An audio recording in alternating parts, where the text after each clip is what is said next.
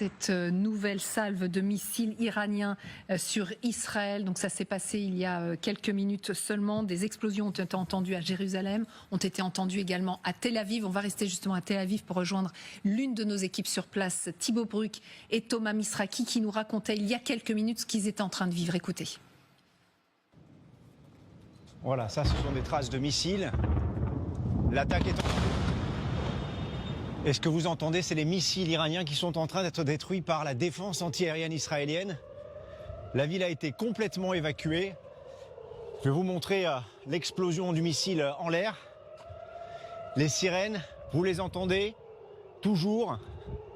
Généralement, il n'y a que quelques secondes entre le moment où elles sont déclenchées et le moment où l'attaque a lieu. Il semblerait que l'attaque est terminée maintenant et vous le voyez autour de moi. Les rues sont entièrement vides. Tous les Israéliens se sont rendus dans les abris, aux alentours,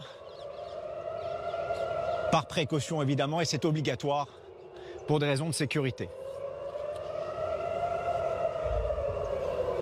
Voilà nos envoyés spéciaux qui ont entendu ces explosions donc à Tel Aviv, des explosions aussi ont retenti, donc je le disais, retenti à Jérusalem. Nos invités, le général François Chauvency, bonjour, consultant géopolitique LCI, bonjour Magali Barthès, bonjour. Notre éditorialiste international, et Michel Darzansky, bonjour. Bonjour. Spécialiste des questions internationales, enseignant à l'ESJ Lille, auteur de Comprendre les fractures du monde contemporain aux éditions Hatier. Général, effectivement, au moment où on parle des négociations, parce qu'on ira à Genève tout à l'heure, où les Européens rencontrent les Iraniens pour tenter de trouver peut-être un chemin, en tout cas essayer de discuter.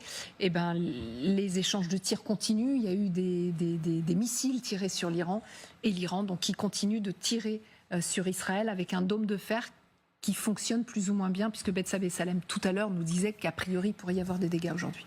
Oui, mais il n'y a aucune défense antiaérienne à 100%, ça n'existe pas. Il y a un moment où ça finit par passer. Et tout dépend de la qualité du missile. Alors on ne sait pas trop quel type de missiles ont été envoyés. On a beaucoup parlé des missiles hypersoniques. Bon, ça c'est encore une question qu'on peut se poser.